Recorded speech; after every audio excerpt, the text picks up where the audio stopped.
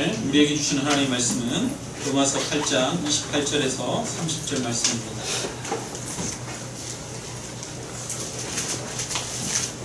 로마서 8장 28절에서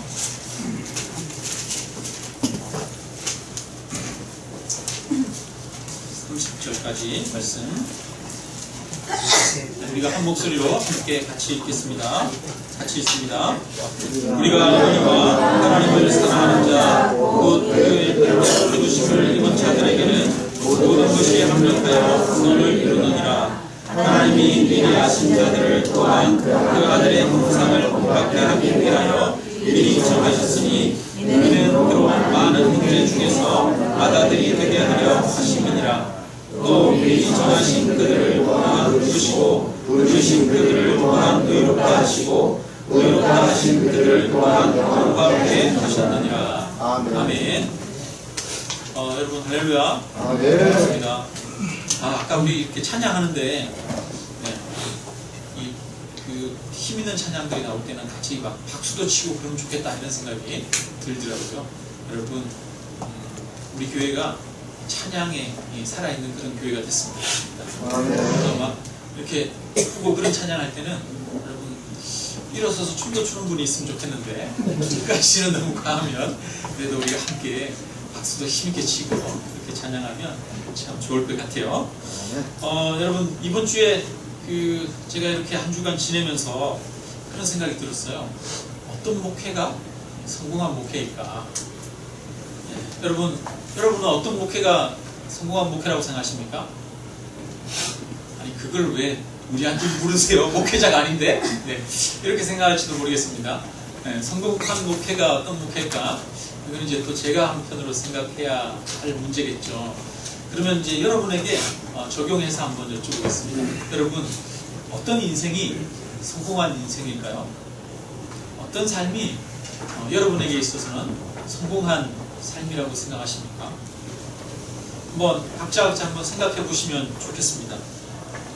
부를 많이 쌓거나 아니면 또 자기의 업적에서 어떤 큰 성취를 이루거나 아니면 자녀들을 잘 양육해서 아름다운 가정을 이루게 하거나 이런 것들이 진정 성공한 인생일까요? 참된 성공이 무엇인지 우리가 정의 내려야 할 필요가 있는 것 같습니다. 왜냐하면 그렇지 않으면 우리의 마음이 자꾸 흔들립니다.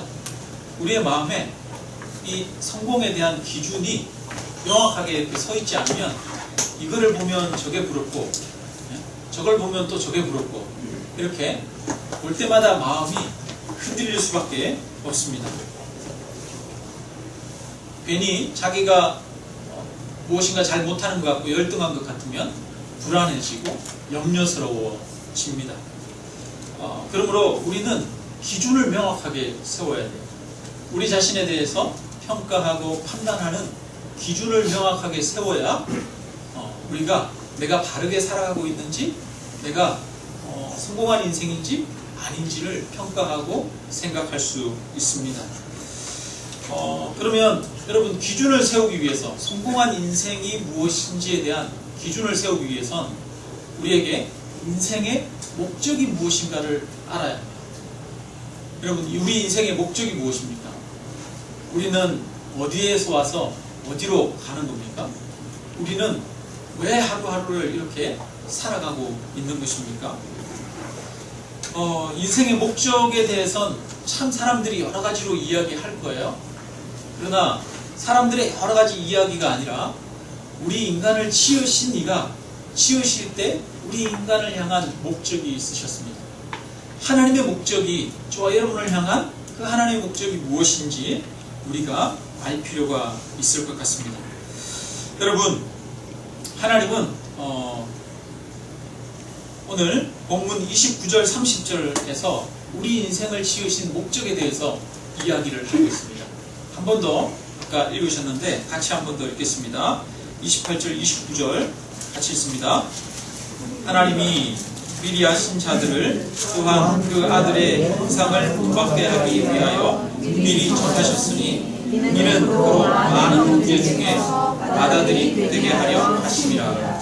또 또 미리 정하신 그들을 또한 부르시고 부르신 그들을 또한 의롭다 하시고 의롭다 하신 그들을 또한 영화롭게 하셨느니라. 네, 여기에 우리들을 부르신 이유를 이야기하고 있어요.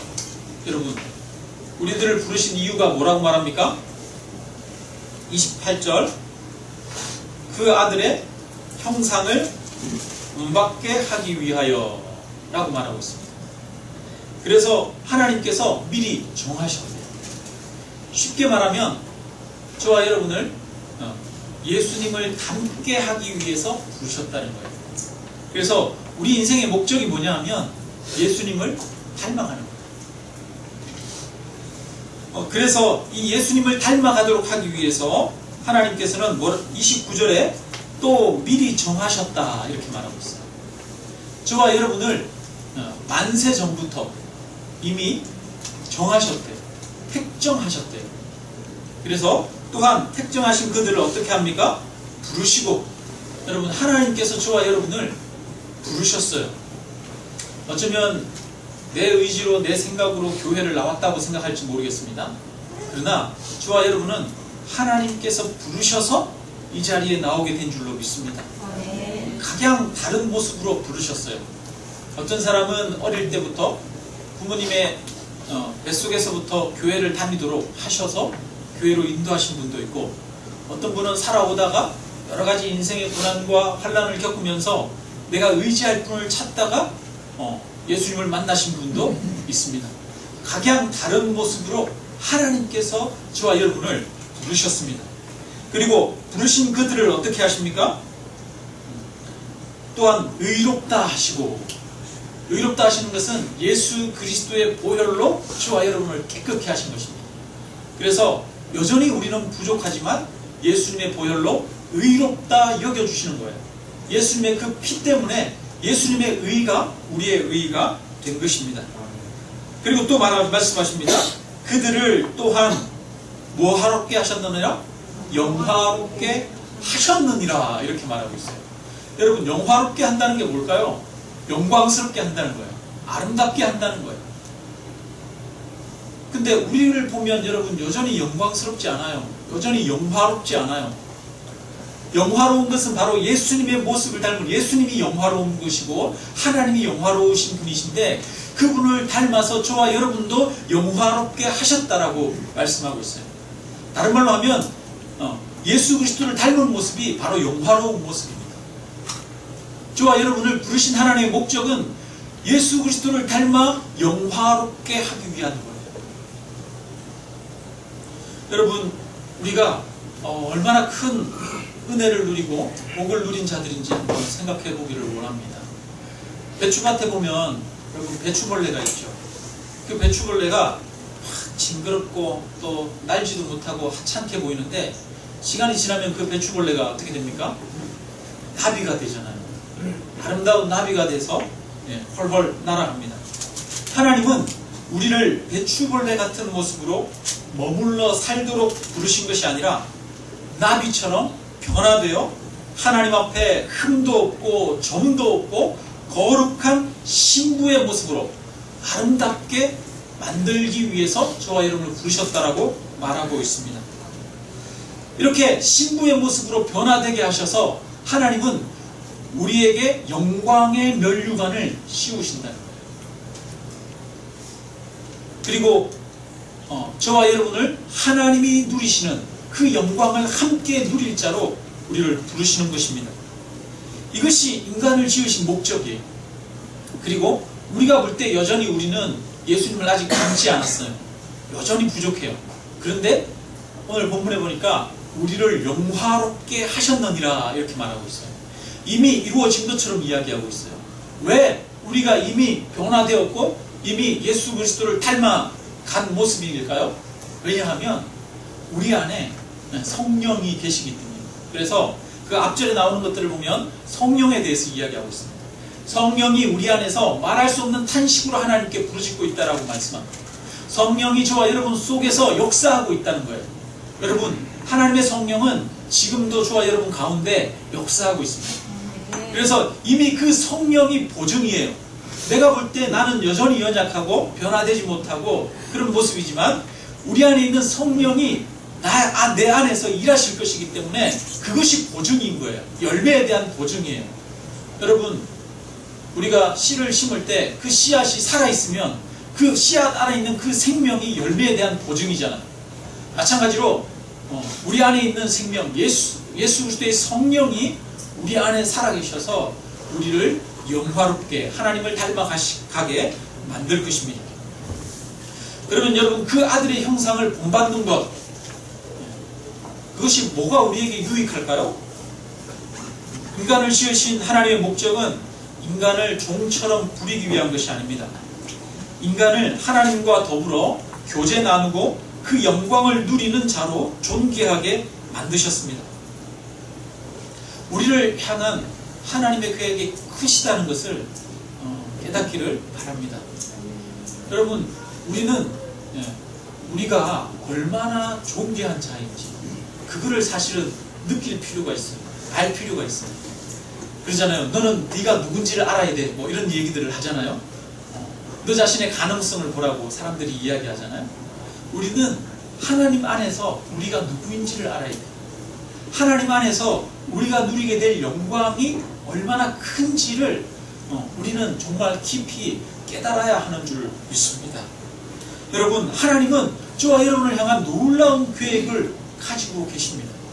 우리가 생각하고 우리가 기대하는 것 이상으로 더 크고 더 영광스러운 것을 계획하고 계시는 줄 믿습니다. 그것이 무엇입니까? 그것은 바로 하나님이 가지고 계신 그 하나님의 영광을 우리로 하여금 같이 누리게 하는 겁니다.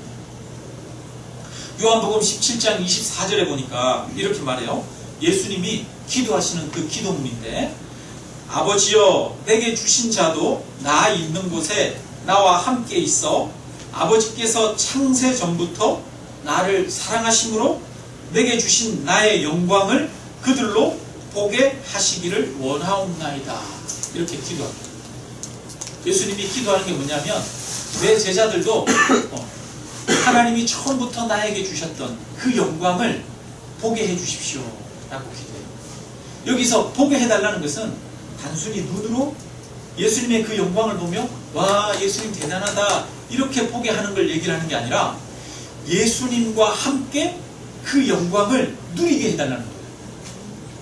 그래서 하나님은 우리를 하나님의 우편, 예수님의 우편 그 보좌에 앉히시고 저와 여러분을 이 온 우주를 통치하는 통치자로 삼으시기를 원하는 줄로 믿습니다. 여러분, 우리는 하나님의 영광을 보고 누리는 자로 부르셨습니다. 근데 참 잘 실감이 안 나요. 하나님의 영광을 누린다는 게 어떤 걸까? 하나님의 영광을 보는 게 어떤 걸까? 잘 실감이 안 나죠. 저도 이거를 뭐라고 설명을 해드릴 수도 없고 저 자신도 그 영광에 대해서 얼마나 큰지 잘 모르겠어요. 잘 와닿지 않아요. 근데 한번 생각해 볼 필요는 있어요.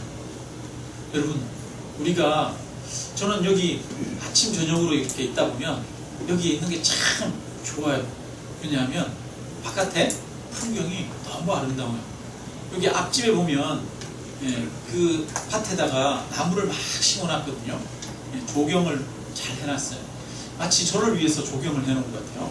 아침마다 이렇게 보면 여기가 얼마나 예쁘고 얼마나 참 아름다운지 모르겠어요.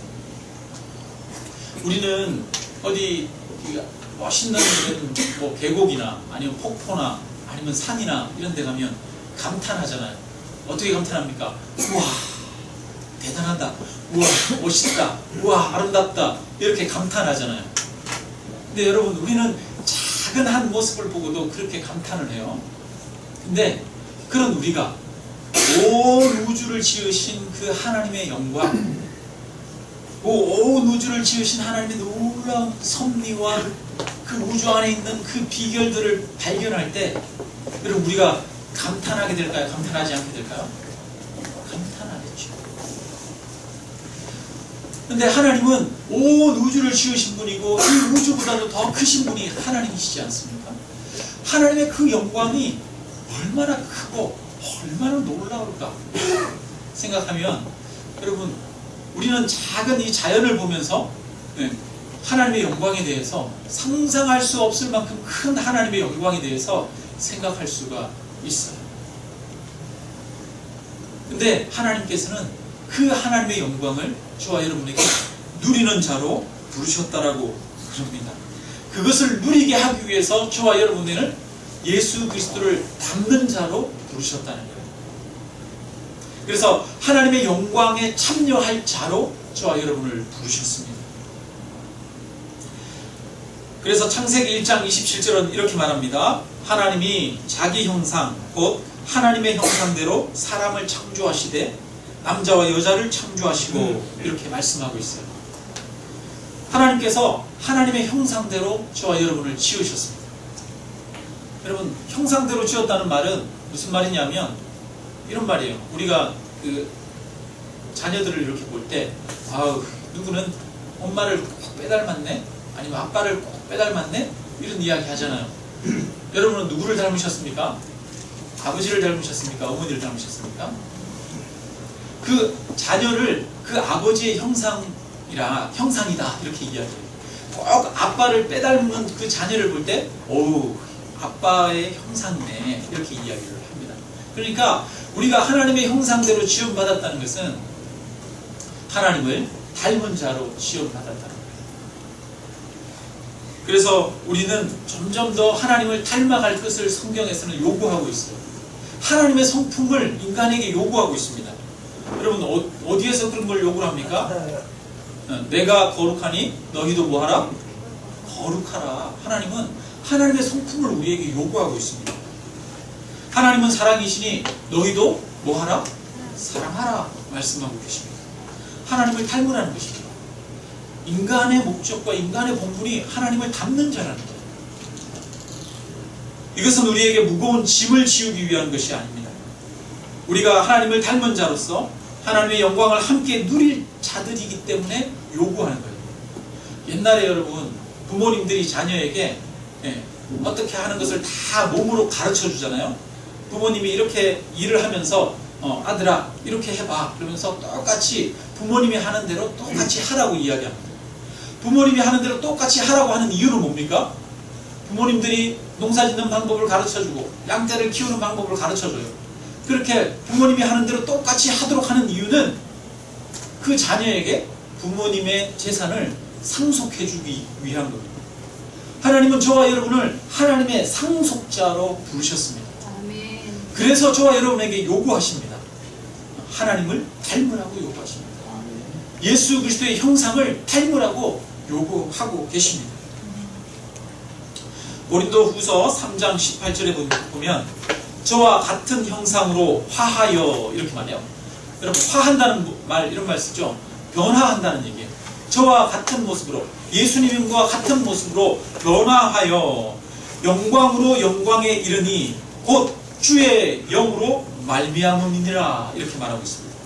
성도로 하여금 예수 그리스도의 형상으로 변화되어 영광으로 영광에 이르게 하는데 이것은 예수 그리스도의 성령으로 이루어진다 이렇게 이야기를 하고 있는 거예요. 빌립보서 2장 5절에 보니까 이렇게 말합니다. 너희 안에 이 마음을 품으라 곧 그리스도 예수의 마음이니 이렇게 말하고 있어요. 여러분, 이런 성경의 여러 가지 이야기들을 종합해 볼 때 하나님께서 저와 여러분을 향하신 목적, 계획은 저와 여러분으로 하여금 하나님을 닮은 자로 온전하게 만들기 위한 것인 줄 믿습니다.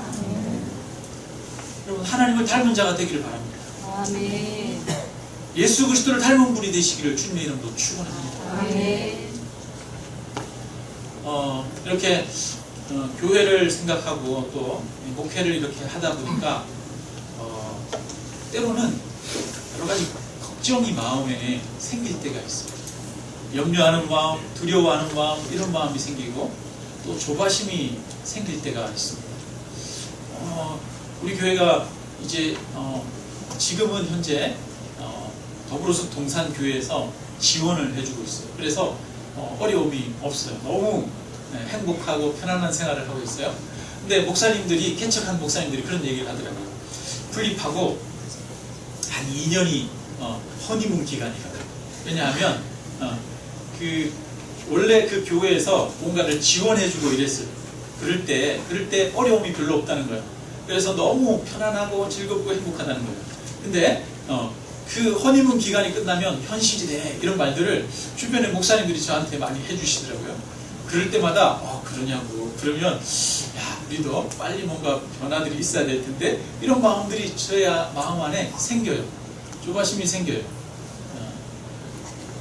그런데 그럴 때마다 이번 주에도 제 마음 가운데 어떤 여러 가지 염려의 마음이나 걱정의 마음이나 이런 마음들이 찾아오더라고요. 종종 한 번씩, 어쩌다 한 번씩 찾아와요. 그래서 제가 하나님 앞에 물었습니다. 하나님, 제 마음에 이런 마음이 있는데 하나님, 어떻게 해야 하나요?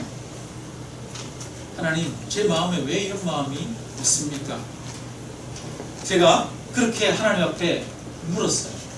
하나님 앞에 기도하게 했더니 하나님께서 제게 주시는 음성은 하나님께서 제게 요구하는 것이 무엇인지를 다시 생각하게 하는 말씀이었습니다. 하나님은 내게 무엇을 요구하실까? 하나님은 우리 교회가 큰 교회가 되기를 요구하실까?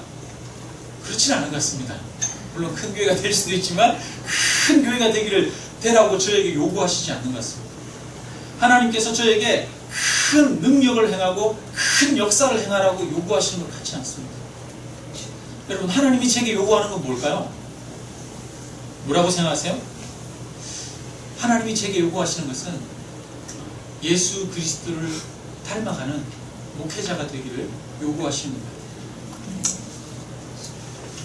우리는 많은 성취를 이루고 많은 역사를 이루는 것을 하나님이 요구한다고 생각합니다. 그러나 그렇지 않습니다. 우리에게 필요한 것은 예수 그리스도를 닮아가는 것입니다. 하나님이 저에게 가장 원하시는 것은 예수 그리스도를 닮은 목회자가 되는 것인 줄로 믿습니다. 제가 하나님이 나에게 원하시는 목적이 뭘까? 이거를 생각하니까 그 다음에 제 마음에 두려워하는 마음, 염려하는 마음이 사라지기 시작했어요. 그리고 동시에 제 마음에 오히려 담대함이 생겼어요. 그래, 일의 결과가 중요한 게 아니지. 내가 하나님을 닮아가기 위해서 최선을 다하면 되는 거지. 그러면서 제 마음에 더 의욕이 생깁니다. 내가 내 몸도 좀 관리를 해야지. 내 마음도 관리를 하고 내가 더 예수 그리스도 안에서 성장하기 위해서 노력해야지. 이런 마음들이 생기더라고요. 많은 성과를 내기 위해서 조바심 내지 않아도 괜찮다는 마음이 들었습니다. 마치 여러분, 빛이 오면 어두움이 물러가지 않습니까? 그것처럼 우리 인생에 바른 목적이 세워지니까, 하나님이 나에게 원하시는 것이 무엇인지 그것이 분명해지니까 우리 안에 있던 걱정과 두려움과 내가 생각하는 세상에 대한 염려, 근심, 쓸데없는 기대, 이런 것들이 사라지게 되어지는 것입니다. 마음이 정리가 되어지는 거예요. 그리고 용기가 생깁니다. 선배 목사님들이 그런 이야기를 하시더라고요. 목회는 성품으로 하는 거야, 이런 이야기를 하죠. 그래서 저는 그렇게 생각했어요. 성품으로 하는 거라 그래가지고, 그래? 그러면 성격이 좋아야 목회를 하는구나. 성질이 더러우면 목회도 못하는구나. 이렇게 생각했어요. 근데 여러분, 성질 더러운 분이 화 잘 내시는데 목회 잘 하시는 분도 제가 본 적이 있거든요. 그 사람 성격으로 목회를 하는 건 아닌 것 같아요. 성품으로 목회를 한다는 뜻이 무엇일까? 제가 그게 깨달아지더라고요. 성품으로 목회를 한다는 것은 그 사람의 성품이 예수 그리스도를 닮아가는 모습으로 변화되는 거예요. 그래서 목회를 한다는 것은 자기 자신이 예수 그리스도를 닮아가는 모습으로 점점 더 변화되어 가는 것, 그것이 바로 목회라고 하는 거예요. 예수님을 닮아가는 것이 내 인생의 목적이고 예수님께 더 가까이 나아가는 것이 내가 해야 할 최선이구나 라는 것을 깨달으니까 선배 목사님들이 하신 그 말씀들이 깨달아지더라고요. 여러분, 이것은 비단 저에게만 적용되는 것이 아닌 줄 믿습니다. 여러분, 이것은 바로 우리 모두에게 적용해야 할 말씀인 것 같습니다. 우리는 각자 다른 직업을 가지고 있고 다른 환경과 여건 속에서 살아가고 있지만 우리 모두 하나님 안에서 동일한 삶의 목적을 가지고 있습니다. 그 삶의 목적은 무엇입니까? 바로 예수 그리스도를 닮아가는 것입니다. 여러분이 직장에서 얼마나 높은 자리에 올라가고 인정받는가가 삶의 목적이 아닙니다. 자녀들을 잘 양육하고 좋은 대학, 좋은 배우자 만나게 하는 것이 우리 인생의 목적이 아닙니다. 하나님께서 우리를 향한 계획과 목적은 우리를 그리스도를 닮은 사람으로 변화시켜서 하나님의 영광에 참여하게 하는 것입니다. 그러므로 날마다 우리가 그리스도 안에서 그리스도를 닮아가고 있다면 그것이야말로 진정으로 성공한 인생인 줄로 믿습니다. 그리고 이것을 위해서 성령께서는 저와 여러분의 속에서, 저와 여러분 안에서 이미 역사하시고 일하고 계십니다. 우리가 볼 때는 우리가 여전히 변화되지 않은 것 같지만 하나님께서는 저와 여러분 안에서 이미 변화시키셨습니다. 그리고 성령께서 저와 여러분을 완성하실 줄로 믿습니다. 그러므로 여러분, 인생에 여러 가지 표대가 없어서, 목적이 없어서 이것을 보고 부러워하고 저것을 보고 부러워하지 마시기를 바랍니다. 이것을 보고 부러워하면 저것 때문에 불안해지고 염려가 생깁니다. 그러나 인생 가운데 분명한 목적이 있을 때, 하나님께서 저와 여러분을 부르신 목적이 분명하게 세워질 때 우리의 마음 가운데 쓸데없는 염려와 걱정과 근심은 사라지게 되어질 줄로 믿습니다.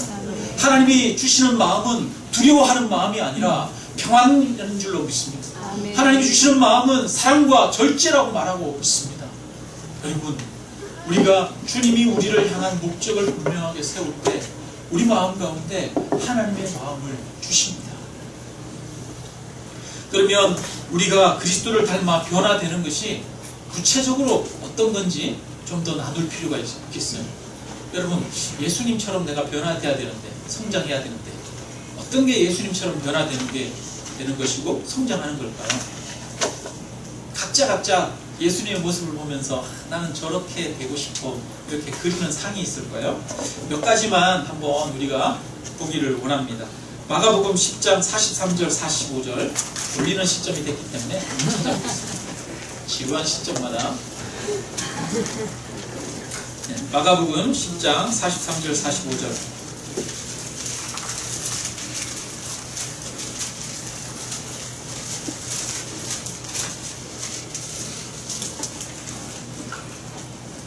같이 읽습니다. 너희 중에는 그렇지 않을지니 너희 중에 누구든지 크고자 하는 자는 너희를 섬기는 자가 되고 너희 중에 누구든지 으뜸이 되고자 하는 자는 모든 사람의 종이 되어야 하리라. 인자가 온 것은 섬김을 받으려함이 아니라 도리어 섬기려 하고 자기 목숨을 많은 사람의 대속으로 주려 함이니라. 예수님이 이 땅에 오신 목적에 대해서 이야기하고 있어요. 예수님이 이 땅에 오신 목적이 뭐라는 거예요? 섬기기 위해서 오셨다. 그러면서 종이 되기 위해서 제자들의 발을 씻기셨습니다. 제자들의 발을 씻기신다는 것은 이 당시에 종이 하는 일이에요. 그러므로 이것은 우리에게 너희는 서로가 종이 되라는 거예요. 섬기는 종이 되라는 거예요. 여러분, 그냥 단순히 섬기는 이런 게 아니라 오늘날 우리에게 있어서 종이 된다는 것이 잘 피부에 와닿지 않죠. 이 당시에는 노예가 있던, 종이 있던 그런 시대이지 않습니까? 종이라는 것은 왜 존재합니까? 종의 존재 목적은 그 주인을 위해서 존재하죠. 주인을 섬기기 위해서 존재하죠. 그런데 하나님께서 저와 여러분에게도 요구하고 있어요. 너희는 서로 종이 되라고 말하고 있어요.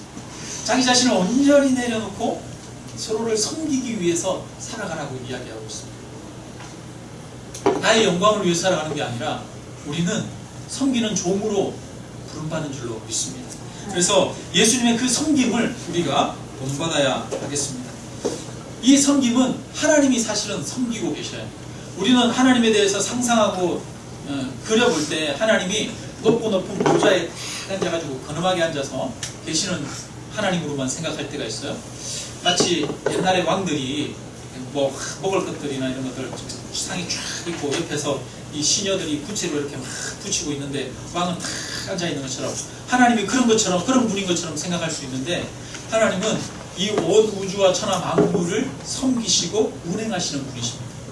그래서 예수님이 말하죠. 아버지께서 일하시니 나도 일한다. 이렇게 이야기를 하십니다. 여러분, 하나님은 지금도 이 온 우주가 돌아가도록 여러분 섬기고 계십니다. 저는 하나님이 그런 모습인 것 같아요. 마치 정원사의 모습이 아닐까. 여러분, 정원이 있으면 그 정원을 가꾸기 위해서 그냥 가만히 놔두면 안 되잖아요. 정원을 끊임없이 돌봐야 되잖아요. 그래서 삽질해서 흙을 퍼서 흙을 갖다 넣기도 하고, 풀도 깎아줘야 되고, 가지도 쳐야 되고, 일꾼으로 일해야 되잖아요. 아름다운 정원을 위해서는 일꾼으로 일해야 됩니다. 하나님은 이 온 우주를 섭리 가운데 돌보시고 계셔요. 그렇다면 그 하나님은 어떤 하나님일까요? 하나님은 온 우주를 섬기시는 종의 모습으로 있는 하나님이신 거예요. 영광의 그 하나님이 온 우주를 섬기시는 종의 모습으로 오신 예수 그리스도십니다. 여러분, 그러므로 우리도 그 종의 모습으로 오신 예수 그리스도를 닮아가기를 주님의 이름으로 축원합니다. 아멘. 다음으로 우리가 닮아가야 할 예수님의 모습은 사랑하는 것이겠죠. 에베소서 5장 2절에 보니까 그리스도께서 너희를 사랑하신 것 같이 너희도 사랑 가운데에서 행하라. 그는 우리를 위하여 자신을 버리사 향기로운 제물과 생축으로 하나님께 드리셨느니라. 이렇게 말합니다.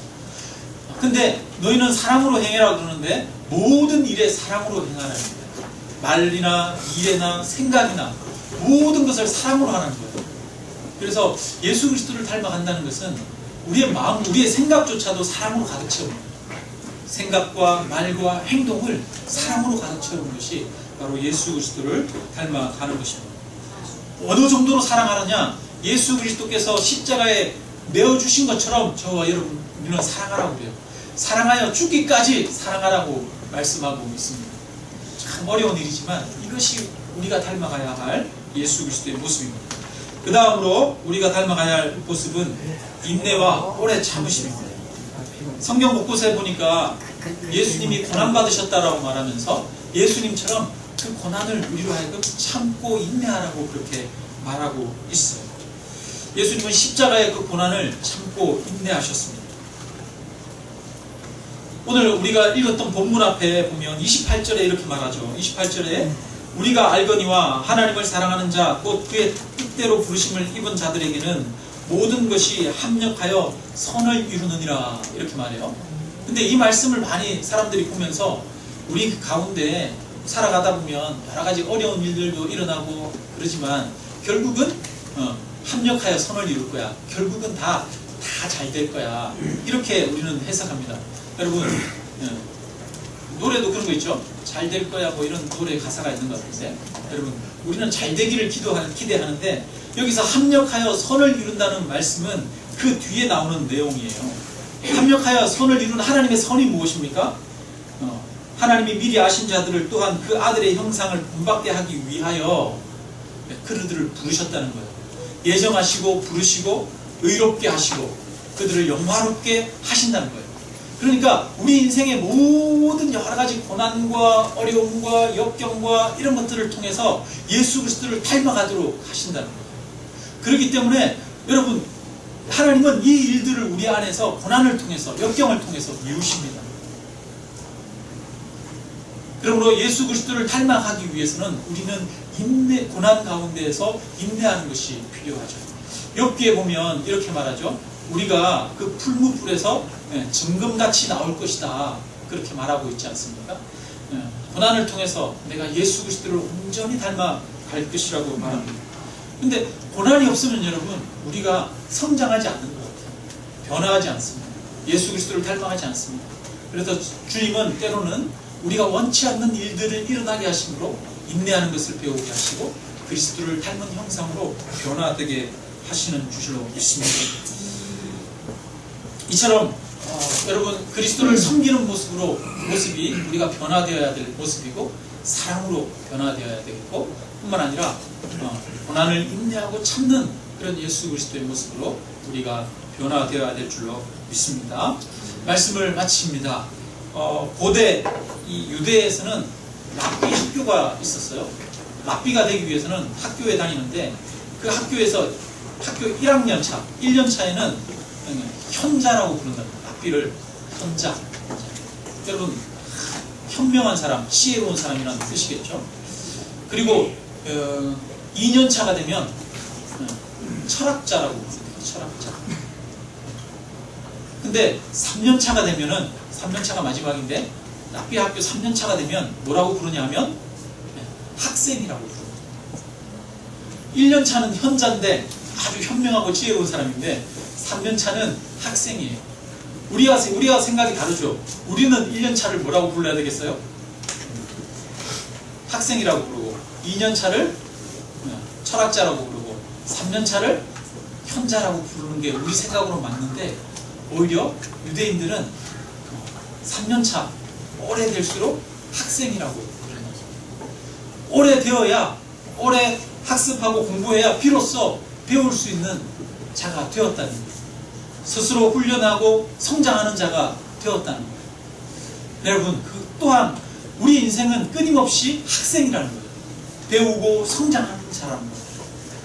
하나님은 저와 여러분을 인생 가운데서 끊임없이 태어나서부터 끝까지 죽는 순간까지 성장하고 변화되고 자라는 자로 부르셨습니다. 학생으로 부르셨습니다. 그러면 우리는 어떤 학생입니까? 바로 예수 그리스도를 닮아가는 학생입니다. 예수 그리스도를 닮아가는 것이 바로 저와 여러분이 이루어야 할 인생의 목표이고 과제입니다. 예수 그리스도의 사랑을 담고 예수 그리스도의 섬김을 담고 그분의 인내를 닮아가시는, 그렇게 함으로 주님이 주시는 평강을 누리는, 주님이 주시는 능력이 저와 여러분의 삶 가운데 나타나는 그런 축복이 있기를 주님의 이름으로 축원합니다. 우리 함께 찬양 드리겠습니다. 주님의 마음